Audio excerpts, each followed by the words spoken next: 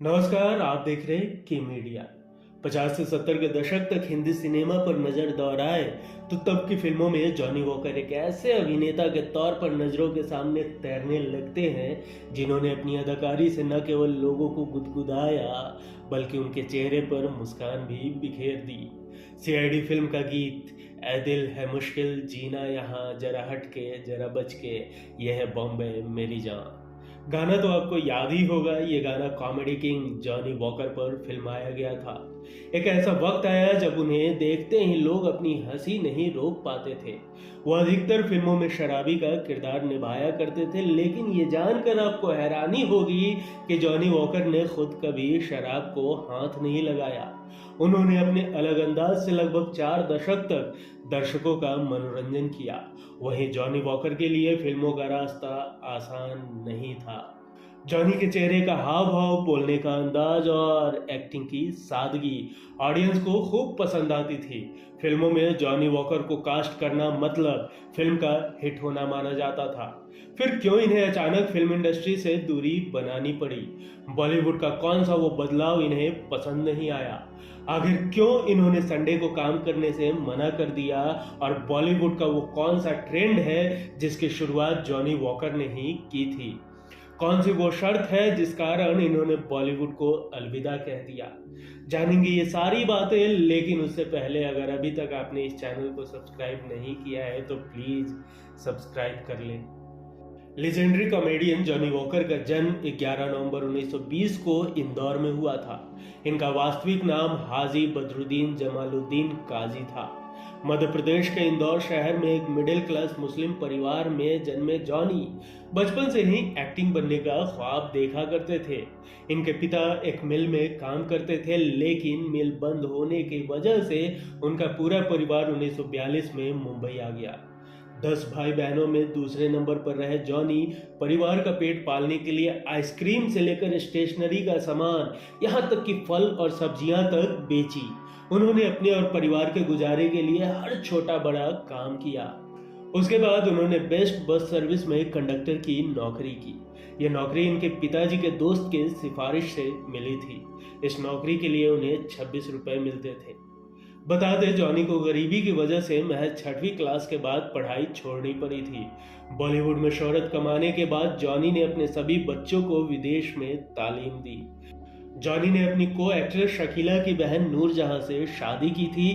नूर और Johnny walker के 3 बेटे और 3 बेटियां हैं, जिनमें से एक बेटे आज बॉलीवुड में एक्टर हैं जो कि ज्यादातर टीवी सीरियल्स में नजर आते हैं। उस वक्त जॉनी वॉकर बस में सवारियों को बिठाने और उन्हें बुलाने के लिए जिस तरीके से बोलते थे वह सबका ध्यान अपनी ओर खींच लेता था। बताया जाता है कि जॉनी वॉकर बस स्टॉप पर बस को रोकने और सवारियों को बिठाने के लिए बहुत ही फनी अंदाज में बोलते थे। उनकी यह ट्रिक काम कर जाती और बस सवारियों से भर जाती। जॉनी वॉकर अपनी कॉमेडी से बस में लोगों को एंटरटेन करते, लेकिन मन में फिल्मों में जाने का सपना हिलोरे मारने लगता। जॉनी वॉकर नूर मोहम्मद चार्ली को अपना आदर्श मानते थे। चार्ली नाम से मशहूर इस पाकिस्तानी एक्टर को देखकर जॉनी वॉकर उनके स्टंट को कॉपी करते। जॉनी को कंडक्टर की नौकरी करते करते मुफ्त में फिल्म स्टूडियो जाने का मौका मिल जाया करता था। उन्हें जल्द ही फिल्मों में भीड़ वाले सीन में खड़े होने का मौका मिल गया, जिसके लिए उन्हें 5 रुपए मिला करते थे, लेकिन उसमें से 1 रुपए कोऑर्डिनेटर काट लिया करता था। इसी दौरान जॉनी वॉकर की मुलाकात फिल्म जगत के मशहूर विलेन एएन अंसारी और के आसिफ के सचिव रफीक से हुई। लगभग 7 से 8 महीने के स्ट्रगल के बाद जॉनी वॉकर को फिल्म आखिरी पैमाने में एक छोटा सा रोल मिला, जिसके लिए उन्हें 80 रुपए मिले थे। जॉनी वॉकर को फिल्मों में पहला ब्रेक जो मिला उसकी कहानी भी बड़ी दिलचस्प है। दरअसल जॉनी वॉकर बड़े ही कॉमिक अंदाज में बस स्टॉप का नाम लेते थे। एक बार उनकी बस में एक्टर बलराज साहनी बैठे थे। वो कहीं जा रहे थे, तभी उन्होंने जॉनी वॉकर और उनकी कॉमिक स्टाइल को देखा। बलराज साहनी उन पर फिदा हो गए और जॉनी वॉकर को एक्टर डायरेक्टर गुरुदत्त से मिलवाया। यह भी कहा जाता है कि बलराज साहनी ने जॉनी वॉकर को 1951 में आई फिल्म हलचल के सेट पर बिना पिए एक शराबी की एक्टिंग करते हुए देखा था। रोल छोटा था, लेकिन जॉनी वॉकर ने बलराज साहनी को प्रभावित कर दिया था। उसी साल गुरुदत्त फिल्म बाजी में एक कॉमिक एक्टर की तलाश कर रहे थे। तब बलराज साहनी ने उनसे जॉनी वॉकर को मिलवाया, लेकिन इसके लिए एक ट्रिक प्लान की गई। गुरुदत्त एक बहुत जरूरी मीटिंग में मौजूद थे। बलराज साहनी ने जॉनी वॉकर से कहा कि तुम एक शराबी की एक्टिंग करते हुए उनके ऑफिस में घुस जाना। जॉनी वॉकर ने ऐसा ही किया। बताया जाता है कि जॉनी वॉकर ने ऐसा किया था और गुरुदत्त को लगा कि उनके ऑफिस में ऐसे कैसे कोई शराबी घुस आया। गुरुदत्त ने आपा खो दिया। वह जॉनी वॉकर को बाहर निकालने ही वाले थे कि तभी बलराज साहनी ने उन्हें रोका और बताया कि वह सिर्फ एक्टिंग थी। गुरुदत्त जॉनी वॉकर से इम्प्रेस होकर उन्हें गले से लगा लिए और इस तरह जॉनी को बाजी में रोल मिल गया। बाजी हिट हुई और उसके बाद जॉनी की पहचान बड़े एक्टरों में शुमार हो गई। बचपन से जॉनी वॉकर का नाम बदरुद्दीन जमालुद्दीन काजी था और गुरुदत्त से मिलने से पहले तक लोग उन्हें उसी नाम से जानते थे। लेकिन जब जॉनी की गुरुदत्त से मुलाकात हुई तब उनकी शराबी की एक्टिंग ने गुरुदत्त को खासा इंप्रेस कर दिया। फिर क्या था, गुरुदत्त ने उनका नाम अपने फेवरेट विस्की ब्रांड पर जॉनी वॉकर रख दिया। जॉनी ने भी इसे दिल से अपनाया और अपना स्क्रीन नेम यही रख लिया। इसके बाद तो गुरुदत्त और जॉनी वॉकर के बीच गहरा रिश्ता बन गया। गुरुदत्त लगभग अपनी हर फिल्म में कॉमेडी रोल के लिए जॉनी वॉकर को साइन करने लगे। एक वक्त ऐसा भी आया जब गुरुदत्त अपनी फिल्मों में कॉमेडी एक्टर पर गाना फिल्माने लगे। गुरुदत्त ने ही फिल्मों में कॉमिक एक्टर पर गाना फिल्माने का ट्रेंड शुरू किया था। एक वक्त तो ऐसा भी था कि जॉनी वॉकर पर लगभग हर फिल्म में गाना फिल्माया जाने लगा।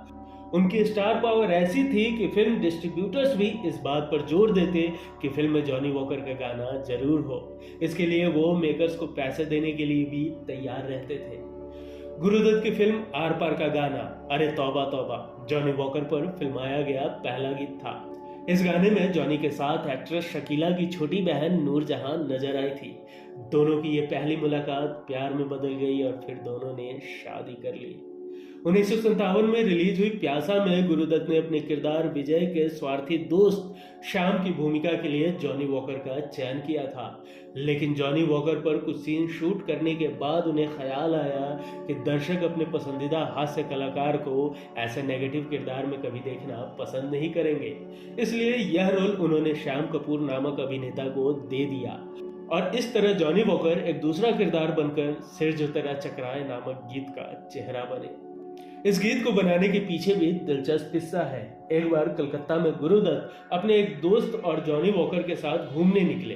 तभी गुरुदत्त ने एक मालिश करने वाले को देखा। तब गुरुदत्त ने जॉनी वॉकर से कहा, जॉनी इस मालिश करने वाले को ठीक से देख लो, मैं अपने अगले फिल्म में इसका किरदार तुमसे करवाऊंगा। और इस तरह यह गाना तैयार हुआ। जॉनी वॉकर बिना शराब पिए एक शराबी की इस तरह एक्टिंग करते थे कि हर कोई हैरान रह जाता था। फिल्म मधुमती में जॉनी वॉकर ने चरणदास नाम का एक ऐसा किरदार निभाया था जो पूरी फिल्म के दौरान नशे में ही रहता है। जरा सोचिए, जॉनी वॉकर ने वह पूरी फिल्म एक शराबी के अंदाज में शूट की थी। इस फिल्म के लिए उन्हें फिल्म फेयर का बेस्ट सपोर्टिंग एक्टर का अवार्ड भी मिला था। फिल्म इंडस्ट्री में छुट्टी का कोई दिन नहीं होता। ऐसे में जॉनी वॉकर फिल्म इंडस्ट्री के ऐसे पहले सपोर्टिंग एक्टर थे जिन्होंने संडे की छुट्टी लेना शुरू किया था। उस समय जॉनी के पास काम की कमी नहीं हुआ करती थी। उन्हें हर दिन फिल्म के लिए शूटिंग करनी होती थी। इस बीच उन्होंने संडे परिवार के साथ बिताने का फैसला किया और संडे की छुट्टी लेना शुरू कर दिया। साथ ही जॉनी ऐसे पहले एक्टर रहे हैं जिन्होंने टैक्सी ड्राइवर की लैंग्वेज को फिल्मों में यूज करना शुरू किया था। 50 के दशक तक जॉनी वॉकर का खूब जलवा रहा, लेकिन 60 तक आते आते कॉमेडी का अंदाज बदलने लगा। इसका असर जॉनी वॉकर के कॉमिक किरदारों पर भी पड़ने लगा।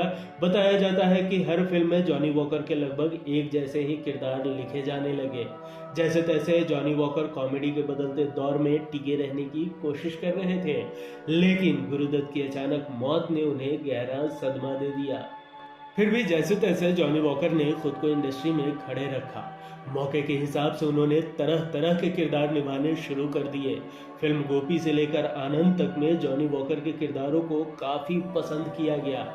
ऋषिकेश मुखर्जी की फिल्म आनंद में उनकी वो इमोशनल और हास्य की भूमिका आज भी दिल में छाया हुआ है। एक समय ऐसा भी आया जब वो इस तरह के रोल से थक चुके थे। साल 1983 के बाद जॉनी ने फिल्मों में काम करना बंद कर दिया। उन्हें लगता था कि उनकी कॉमेडी का स्तर गिरता जा रहा है और लोग उनसे अश्लील किरदार करवाना चाहते हैं। उन्हें ये सब पसंद नहीं था तो उन्होंने बॉलीवुड छोड़ने का फैसला कर लिया। 14 साल तक फिल्मों से दूरी बनाकर रखने के बाद उन्होंने साल 1997 में आई कमल हासन की फिल्म चाची 420 में कमबैक किया। इस फिल्म में भी जॉनी ने अपनी छाप छोड़ दी। ये उनकी जिंदगी की आखिरी फिल्म थी।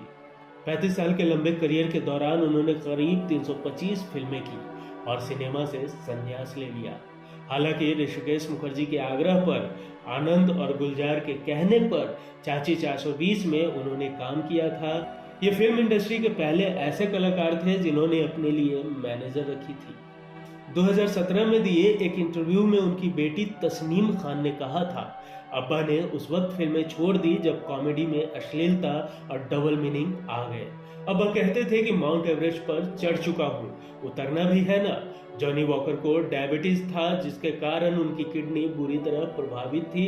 उस वक्त उन्हें कई दिनों तक हॉस्पिटल में रहना पड़ा। जॉनी वॉकर को यह पसंद नहीं था और वह कहते रहते कि मुझे मशीन में मत टांगो ताकि मैं 10 साल तक जिंदा रहूं। अगर मैं 1 साल भी घर में जिंदा रहा तब भी मैं बहुत खुश रहूंगा। फिर वो घर आ गए। बीमारी कितनी भी गहरी हो पर उन्होंने कभी मजाक करना नहीं छोड़ा। जॉनी वॉकर को उनकी शानदार अदाकारी के लिए पहला फिल्म फेयर अवार्ड 1959 में आई फिल्म मधुमती में बेस्ट सपोर्टिंग एक्टर के लिए मिला था। इसके बाद फिल्म शिकार के लिए उन्हें बेस्ट कॉमिक एक्टर के फिल्म फेयर अवार्ड से नवाजा गया। ताउम्र दर्शकों को अपनी एक्टिंग और अलग अलग रोल से हंसाने वाले इस कॉमेडी के बादशाह ने 29 जुलाई 2003 को दुनिया से अलविदा कह दिया। आज भी जॉनी उनके कॉमिक रोल्स के लिए दर्शकों के दिलों में जिंदा है। जॉनी वॉकर बेशक हमारे बीच नहीं हो लेकिन उनकी फिल्में आज भी लोग उतनी ही उत्सुकता से देखते हैं। एक ऐसे कलाकार जिन्होंने जितनी ऊंचाई प्राप्त की उतनी ही ज्यादा जमीन से जुड़े रहे। वैसे तो इस कॉमेडी के बादशाह के और भी कई सारे दिलचस्प किस्से हैं लेकिन आज के लिए यहीं तक। आपको वीडियो कैसा लगा हमें कमेंट कर जरूर बताएं। वीडियो पसंद आई हो तो इसे लाइक और शेयर जरूर करें। फिर मिलेंगे किसी और एपिसोड में किसी दिलचस्प किस्सों के साथ। तब तक के लिए नमस्कार।